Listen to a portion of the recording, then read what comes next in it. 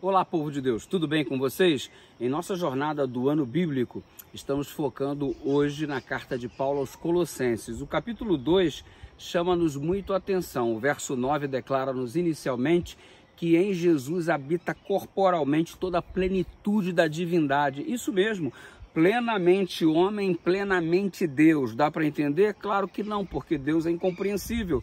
Se você for entender Deus, ele deixa de ser Deus. É exatamente por isso que ele é Deus. Um dos aspectos é porque ele é incompreensível. Como que criaturas compreenderiam a plenitude do seu Criador?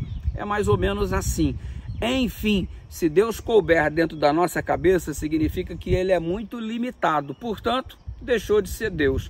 Como ele é incompreensível e infinito, então nós, criaturas, não o compreenderemos em plenitude, porque somente Deus para entender um outro Deus. Consequentemente, nós não somos deuses, portanto a compreensão não faz parte. Todavia, o pouquinho que a gente já consegue compreender é tão poderoso que transforma a nossa vida, nos enche de esperança e nos concede a vida eterna. Não é extraordinário? E olha, nele habita corporalmente toda a plenitude da divindade. Jesus, plenamente Deus, plenamente homem. É a fusão do divino humano, incompreensível, mas aceitável, porque afinal de contas ele se manifestou neste aspecto para salvar a mim e a você. A partir de então, do verso 10 em diante do capítulo 2, é exibido ali a questão do batismo.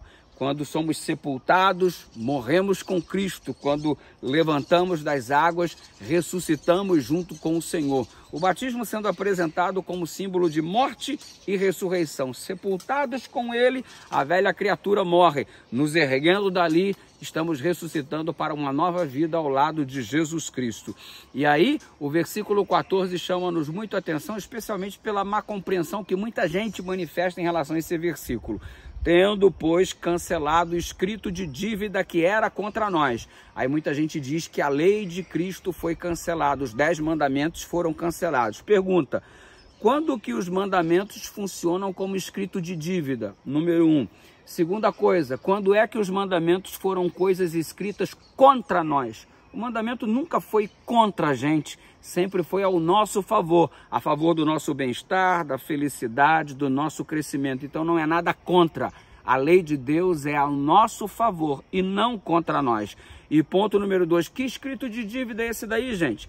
Escrito de dívida é uma das poucas declarações, talvez a única existente na palavra de Deus, acerca desta determinação, escrito de dívida. O que significa isso?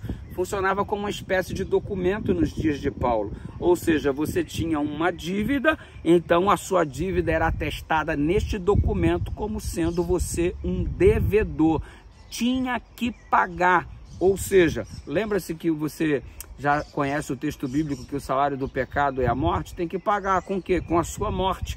E qual era o escrito de dívida? Uma espécie de nota promissória que atestava a sua dívida e que futuramente você tinha que acertar.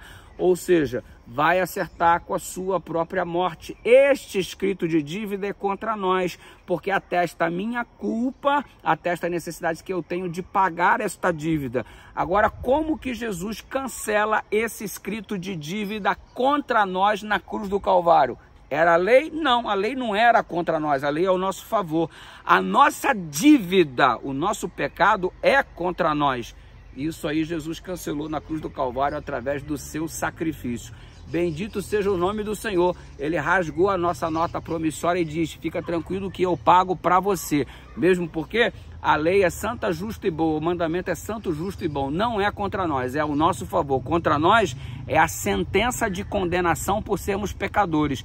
Este Jesus pagou, rasgou a promissória e agora temos a chance de dizer, nenhuma condenação há para os que estão em Cristo Jesus.